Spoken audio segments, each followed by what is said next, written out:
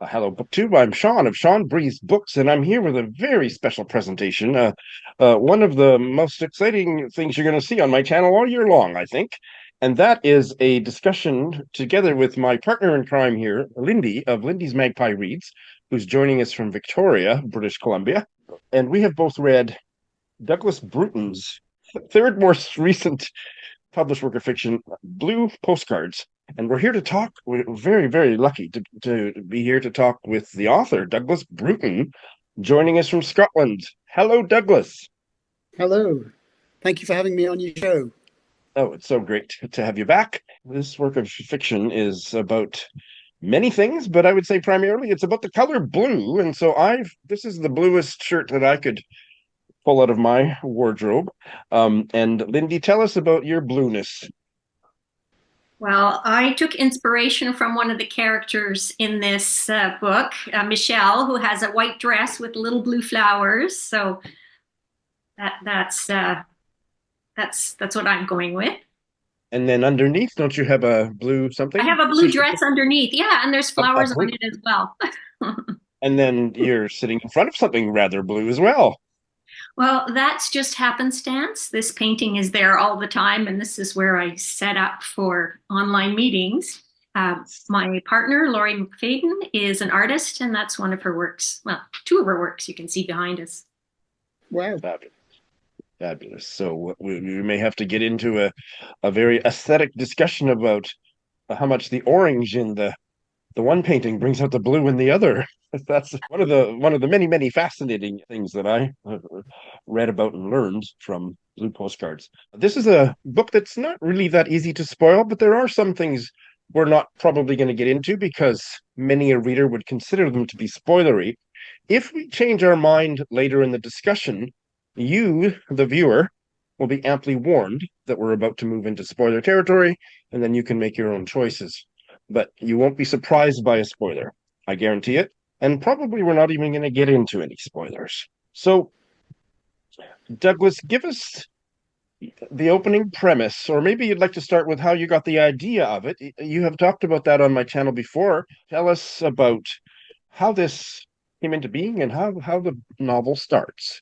Well, I quite often set myself absurd challenges or challenges that, when I say them out loud, sound rather ridiculous. I wanted to write about the color blue. I was also kind of obsessed at the time of writing it with what was going on in politics with Trump and with Boris Johnson in the UK, and the way politicians were lying, and these fascinated me, but also troubled me. And I'd also bumped into the artist Yves Klein. In fact, I'd written something else about a short story involving one of his works, and it seemed to me that he was also something of a liar, but a fantastic liar and self promoter. So I wanted to write something about blue, but I was at the same time obsessing about lies. And I set myself this task to write an entire book in very short paragraphs that would fit reasonably easily onto a conventional postcard. And this kind of fitted with something that happens in the book, and that's that Yves Klein, for one of his first exhibitions in Paris, advertised the exhibition, promoted the exhibition through the publication of postcards. You can find these postcards, they're sort of collector's items. And so I kind of set myself the task of writing blue postcards. And I also added one other element to it, that I had to have blue in every single postcard.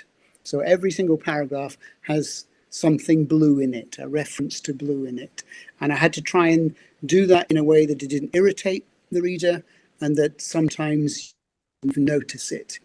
And I also buried one paragraph that doesn't have a reference to blue in it at all.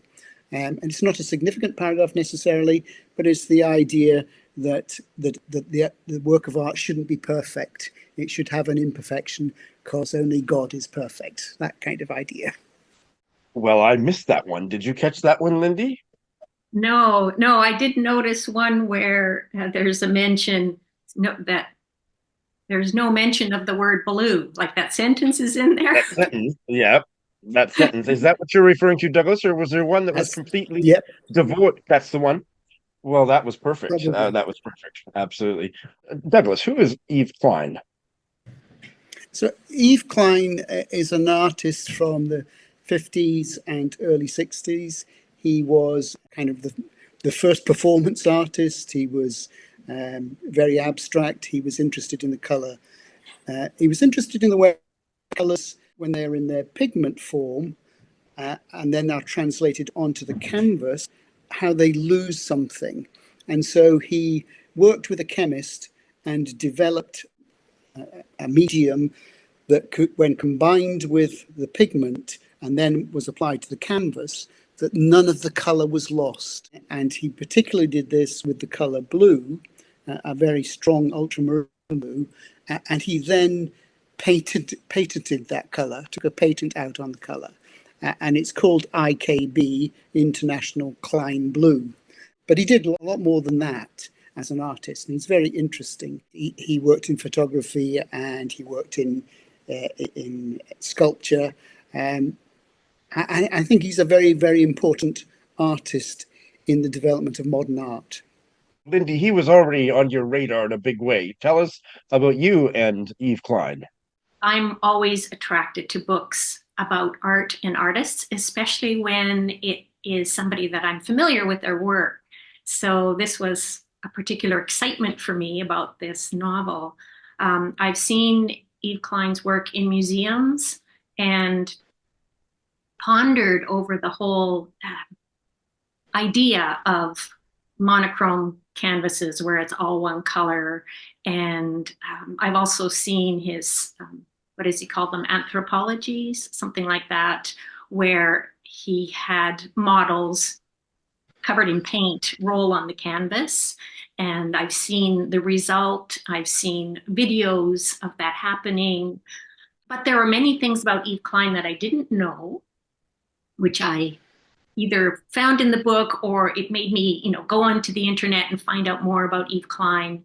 So more about his performance art in particular, I was quite interested in. There's a reliquary that he made and donated. So like that aspect, it was all very intriguing. This book it's like perfect for me as a reader because it's got the elements that draw me right in. I don't know if you guys are familiar with Nancy Pearl and her theory that there are 4 doorways into a novel for reading, and she calls the 4 doorways plot, character, setting or frame, and language. And for me, it's the last 3. So the language in here was just so intellectually stimulating. And I like a book that makes me think. I wondered, for example, why the paragraphs are all numbered in this book. So, that was one that got me off onto a whole tangent of Wittgenstein's writings, and I compared it to Maggie Nelson's book, Bluets, and Sarah Manguso has done that too. So all of this kind of philosophical stuff is just like catnip for me. But the characters too, and the setting, Paris. I love Paris. Anything set in Paris, I'm like, give it to me. So yeah, I don't know if you had watched any of the opening ceremonies set in Paris. So beautiful to see that city. I didn't watch all of it, but I did enjoy what I did see. Yeah. So, those are just examples of what I was immediately attracted to in this book and the kinds of things that I got out of it. Yeah. So the numbering of the paragraphs was in a way to kind of tell the reader that this whole thing was a construct. The whole book is a constructed fiction, which is a kind of a lie. So I had to try and kind of find a way to to make sure the reader got that it was a writer playing within this structure. There's a book by a man called Joe Brainard called I Remember. When it had gone to publication, news of the book flew ahead of it to France. And there's a writer in France called, or there was a writer in France called Georges Perec, and he heard about this book that was about to be published called I Remember. And it's a series of statements, and every statement starts the same. It's I remember, and then it's something from the news or from culture or from personal experience. And Joe Brainard has all these statements running throughout his book. I remember, and then a short statement, and then I remember, and then maybe a short paragraph. And Georges Perec thought this was a wonderful idea, so he did his own. And when he did his, he had numbered the paragraphs. Joe Brainard didn't number the paragraphs, but Georges Perec did. And I kind of quite like Georges Perec, and I think he's quite fun. And so I think I partly got it there. I partly got it from Wittgenstein's Tractatus because I'd studied when I was at university. So yeah, all of these kind of ideas just collided, and I suppose that's a woolly way of trying to explain why they're numbered. Very interesting. I want to pick up on something Lindy said, which was about the intellectual stimulation. I found it intellectually stimulating too. And I have a bit of an allergy to overly intellectual stuff in my fiction. But this was something very, very different. So my experience of reading this was very similar to my experience of reading your penultimate work of fiction, With or Without Angels. And there are a couple videos I'll link to in the show notes. Lindy and I had a discussion, sans the author, about this. And then Douglas was a mystery guest on my channel, and I'll link to both of those videos where he and I talked about that. And my experience of both of them, there is something compellingly meditative about the way that you write, so that the intellectual stuff, it's soothing, and it's like a blue feather being run down my cheek or something. It just really, it's an experience I had the same experience in both books. So it's a very unique thing to Douglas Bruton's writing and how I respond to it. Can't think of any other work of fiction that has done quite that same thing for me. So yeah, the intellectual stuff. I was Googling this and Googling that and watching this YouTube video. For people that are interested in Yves Klein or any of the other fascinating stuff in here, there's so much on the internet to augment what's here and to just kind of sink you even further down into it. And I did all that, and oh, what a trip. So I'm going to ask you a really strange question. Douglas, why are you like this?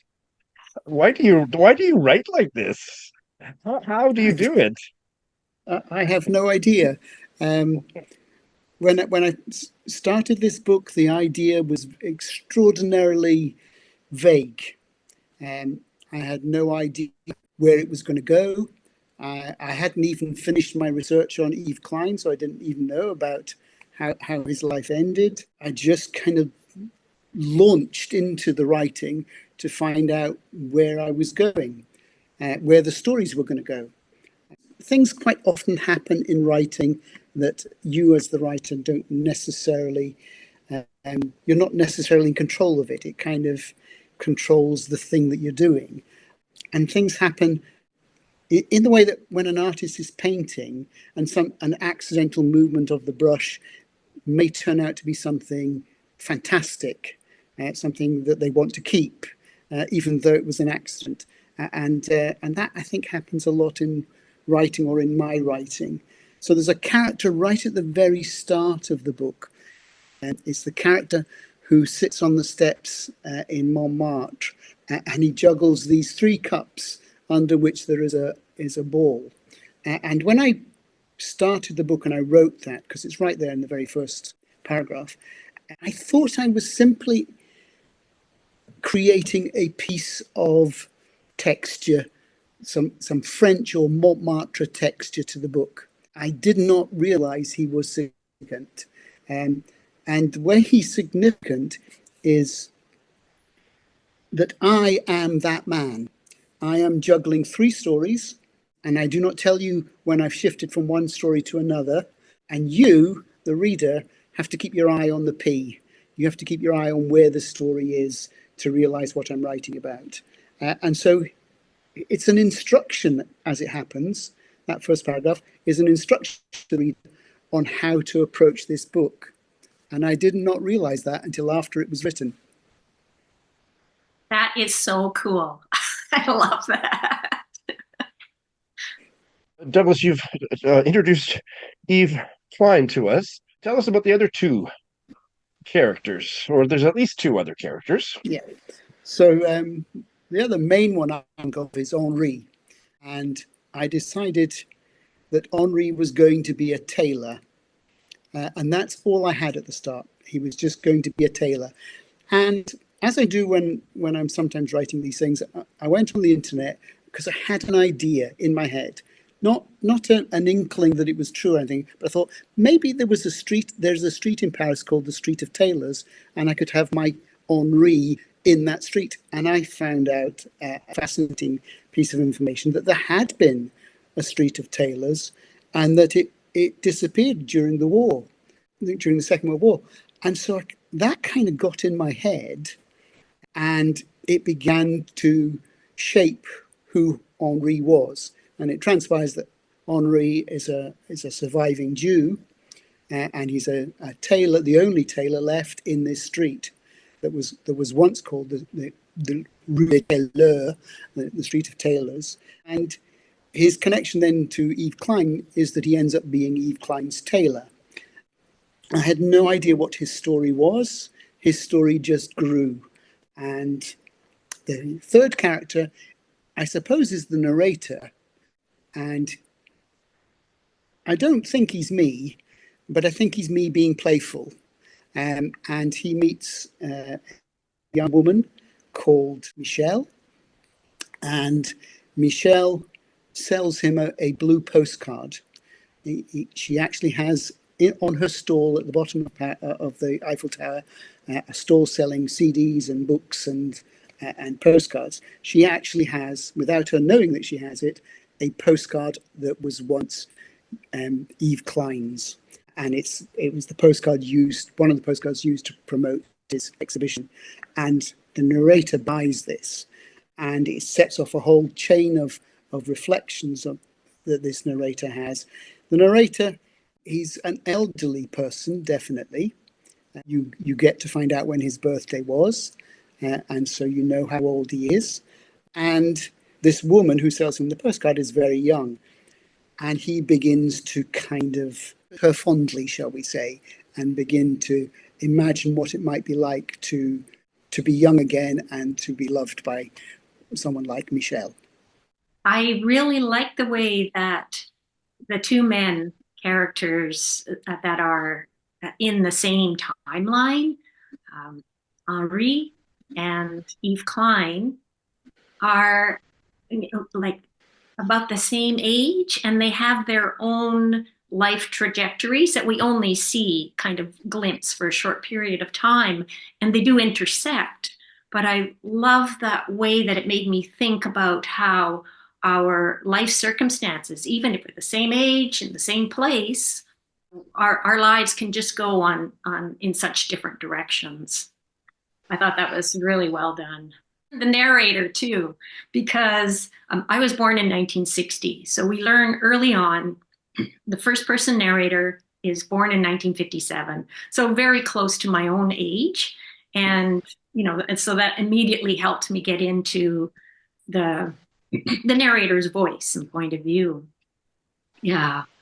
And I also really liked that the narrator, who's clearly an authorial voice, because at times addressing the reader directly, how am I going to create this story? That kind of tickles my fancy of, like how are narratives created. I kind of like being able to go back and forth between reading what's on the page and thinking about how it was crafted to be on the page. not just how am I going to write this, but was what I just told you actually true? Hmm. Yeah. Oh yeah, truth and lies, truth and lies. That's, all through it too. I had never heard of blue lies before. I didn't realize No. that that was a thing. So Douglas, tell us what are blue lies? Blue lies are lies that are told for the good of the community. So I kind of think, in a kind of easy way to understand it, that Father Christmas is a blue lie.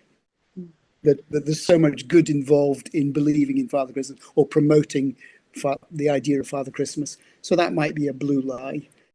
But just as an aside, and this is a complete piece of magic.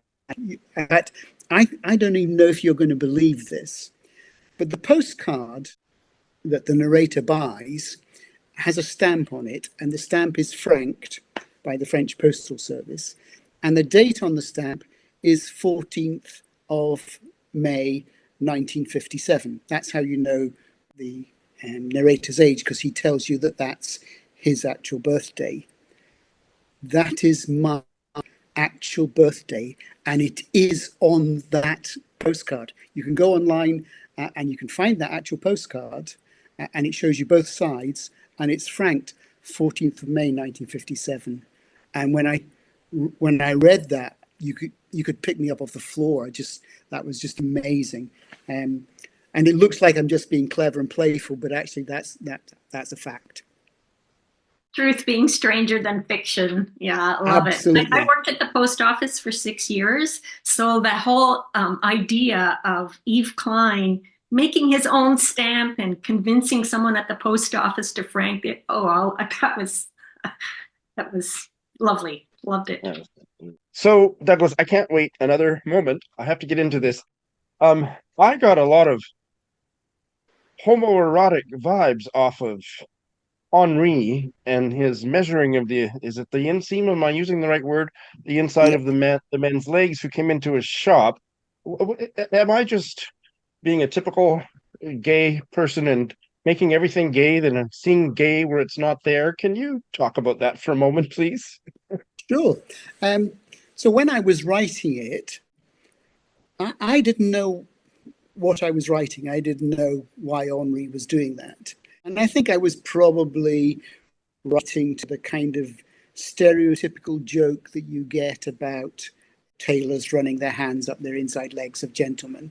And yeah, I think maybe there's a part of me thought he might be gay. But then something happened, and later in the book, you find out why he's really doing that and the significance of that. And it is not that he's gay at all. It is something much more profound and much more meaningful. And it took me by complete surprise when it happened in the run, when you found out why he was really doing that. And I would so love to tell you, but that would be the most enormous spoiler. And so instead, when I tell that anecdote to people, I say, you have to buy the book and read it to find out, because it is such a big revelation when you find out. And it's so important to who he is. And yeah, and it's very moving, I think. Absolutely. And I'm not going to push back is not the right verb here, but I want to comment on how capacious your fiction is, so that there's room for the reader to kind of step in and move around and make their own interpretation. So I would say that yes, that dramatic revelation later in the book, it doesn't preclude the fact that he might also be gay. So they No, both not could at be all. true. Both could be true. Yeah, Uh, absolutely. and then and then I want to segue into the way that you include eroticism or sexuality in your fictional narratives. I'm remembering With or Without Angels, and you do a similar kind of you have a similar kind of uh what would I call it? Uh Soothing sorcery about the way that you bring sexuality into the story. It's so nuanced and subtle and powerful because of that. And that's what I was reacting to, that there was a transformation every time Henri would measure and it was usually Eve Klein, but I think there was other men earlier in the story. You don't talk about any kind of physical arousal or nothing like that, but that he starts to glow for a page or two. And I just, that was all just, if I can borrow Lindy's phrase, that was all like catnip for me. So I don't know if you have anything to say about the way that you incorporate desire into, in such a subtle and nuanced way, into your writing. I don't think I do it deliberately. I don't think I do it even consciously. I think I'm playing in all my writing so far that you've talked about. I think I'm playing and I'm entertaining myself primarily, and hopefully I'm entertaining the reader along the way. But yeah, I'm kind of playing with ideas and playing with characters, and at the same time, not sure who they are, what they are, where they're going, what's true, what's not true.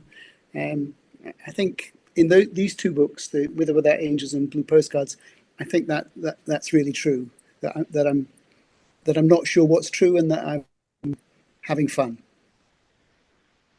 even when it's serious. I have a question about the cover. What can you tell us about the cover of this book? I love it. So the cover, I'm not party to the design of the cover. It was presented to me, this is the cover. It's supposed to represent Yves Klein standing in front of one of his own paintings. I think the blue pieces are like the tailor's cutout pattern for the suit that he makes for Yves Klein. I think that's why there's a kind of yellow tape measure and a pair of scissors in one corner. And I think it's about whether we're in the painting or we're not in the painting, or we're with Yves Klein or we're with Henri.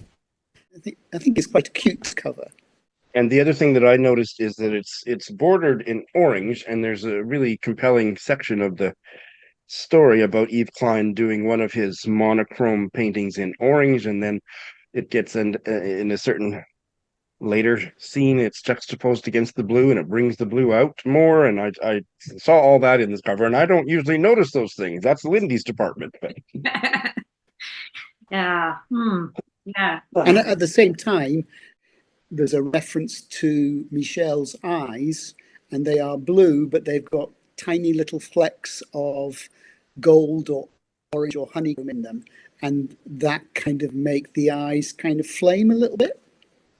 Kind of the complementary colors do something to the intensity of each of the colors. They heighten it. Yeah, I think being familiar with Goethe's work, theory of color, I think that's what it's called.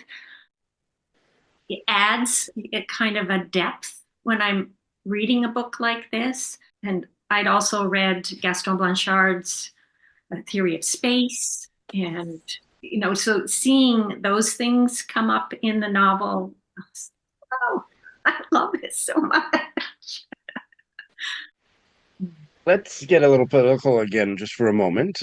Yves Klein was fascinating. He was a completely new to me. I had never heard of him, didn't know anything about his art. I'd never seen any of his art, I don't think.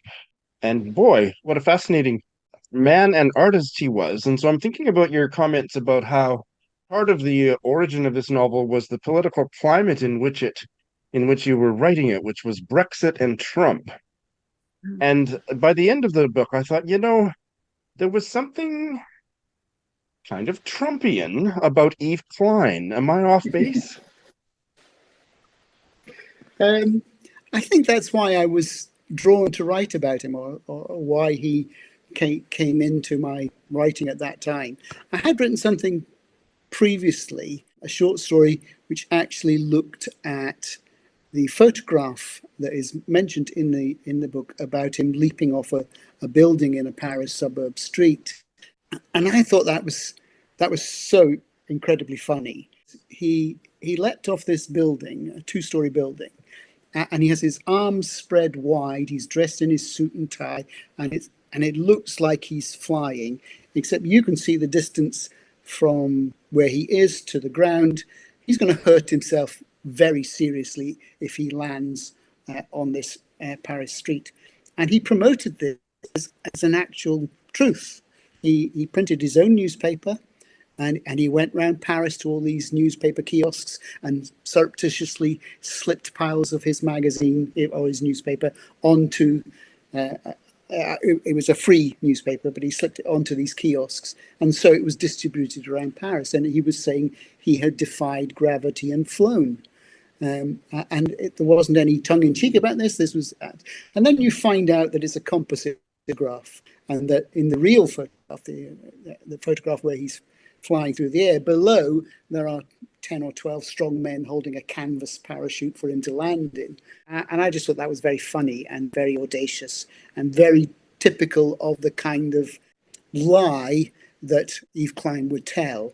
And I think you're allowed to do those kinds of lies in fiction and in art. I don't think they are seriously damaging lies. Whereas one of the things that I talk about in the book is about the Holocaust and about how you can't lie about that. And that's a kind of dig at Holocaust deniers, people who say it didn't happen and it's just been exaggerated. So yeah, it's about it's also about what lies are permissible, what lies and truth should be revered and held up and kept safe. Absolutely. And then there was another aspect. I'm wondering if I would feel comfortable using the word colonize, but he seemed to think that he owned a lot of things that nobody can own, like owning a color and this, and he kind of got his back up about other artists doing stuff that he thought he had was in his purview and nobody else had a right to touch it or paint with that color or something. That was another fascinating aspect of his character. Yeah, I mean, almost his first artwork is he looks up at the sky in Nice and it's perfect blue and he points to it, and then with his index finger he signs his name to the sky as if he owned the sky as his artwork.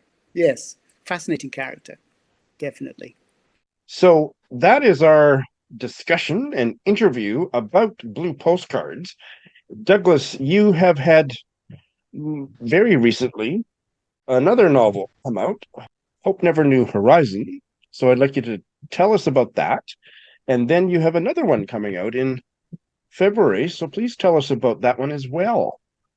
So Hope Never Knew Horizon, during the kind of deepest, darkest days of lockdown, where there was a great deal of negativity and despair and looking into the future was a kind of bleak view. I kind of woke up one morning with the idea that I wanted to write something with hope in it. It was as woolly as that. I had no idea what that meant. I just knew I wanted to write something that had some positivity and some hope in it. And then over the next few weeks, kind of stories came at me. I would find them on the internet or I'd see something on the TV. So this book has these stories. There are 3 threads that interweave in and out of each other. One is the story of the blue whale skeleton that hangs in the British Museum. It's all about the whole journey from the dying of the whale right up to present day, where they took the whale skeleton down, cleaned it, renovated it, and rehung it, and they gave it a name. So before it had been called the Wexford whale, and it's now called Hope. And I think that's the idea that in the future, scientists hope that there will still be blue whales swimming in the ocean. The second thread was to do with Emily Dickinson. And I kind of came to that through the poem Hope is a Thing with Feathers. But actually, I got a lot more when I looked into it. And it's a story about the letters that she wrote to her sister-in-law, and before she was a sister-in-law and after she was a sister-in-law. And it's about the kind of hope she had that one day she would be a published poet. And that did not happen until after her demise. So after she died, within a year or two after she died, her first book of poems was published. The third thread, when I was 20, so I wasn't the kind of person who went to art galleries. And so when I was 20, I was in a gallery, probably the second gallery I'd ever been in my entire life. And I was in the Tate Gallery. There was only one Tate Gallery at that time in London. And I was in the Tate Gallery and I stood in front of this painting. Out of all the paintings in the gallery, this one kind of held me for about 20 minutes. I just stood looking at it and was lost in it. And it's a painting called Hope by George Frederick Watts. It's probably the first symbolist painting, and it just fascinated me. And so when I was thinking about what was going to be my third thread in this story, I wondered who the model was. I thought, you must know who the model was. We mustn't be able to find out. And what I found out was this story of the woman who became the model for Hope, and it was just fascinating, and it was so much fun to play with. And the book's been reviewed by the Glasgow Herald recently, and the tagline is a book that glows with positivity. So I think that's just perfect for what it is. The other novel, the one that's coming out in February, is called Woman in Blue. I know it's a return to blue. People might just say I'm obsessed with blue, I don't know. It came out of a real experience. My wife took me to an exhibition in Amsterdam. It was the big Vermeer exhibition where 26 Vermeers all gathered in the one place at the Rijksmuseum. And I went to see it, and I love Vermeer. I think he's amazing. And yeah, I was just like a kid in a sweetie shop walking around looking at these paintings. And I got to the end of the exhibition. My wife and I had gone around separately. And I met up with my wife and I said, come and see this, my favourite. And I took her to my favourite. I said, look, isn't it just beautiful? And she said, well, of course it's your favourite. It's his sexiest. And I looked at it and thought, where's the sex? There's no sex in that picture. I couldn't see any sex in it. It's a woman reading a letter. It's called Woman in Blue Reading a Letter. And that's all she's doing in the painting. About 2 days after I came back from Amsterdam, I woke up in the middle of the night, 2 o'clock in the morning, and the woman in the painting was talking to me. And I thought, oh, that's a great idea for a book. And so I thought, I'll get up in the morning and I'll make some notes on that, because that sounds like that'd be a good idea. And I thought, no, you'll forget you've even woken up when you wake up in the morning. Do it now. So I put the light on beside the bed, got my notebook out, and I made 3 pages of notes. I put the light off, went back to, or tried to go back to sleep, but she started talking to me again, this woman in the painting. And I had to put the light on again and make more notes. After 4 times putting the light on, I had 12 pages of notes. And I thought, this is brilliant. This is a brilliant idea. But of course, every idea is at 2 o'clock, 3 o'clock in the morning. So I had to wait till I got up the next morning and read the notes in the cold light of day. And it was a fabulous idea. And so one day I just sat down and wrote it, and it will be coming out in February. And it's a dialogue between a man in Amsterdam, present day, and this woman in the painting who was the model for Vermeer and is now captured for everyone to see in this wonderful painting. Well, I'm actually like almost literally holding the bottom of my chair so I don't start levitating. I'm getting so invigorated and stimulated by all this talk of all these wonderful narratives that you're spinning and bringing into the world, Douglas. Might we entice you to come back and talk about more of your books in due course? Absolutely, I would love to come back and talk. As you can tell, I can talk, and I just love talking, so that's not a problem at all. I would love it. Well, we really look forward to that. Thank you so much. And Lindy, do you have anything to say in closing? Just want to say thank you, Douglas, for joining us. It's been great talking to you, listening to you. Absolutely.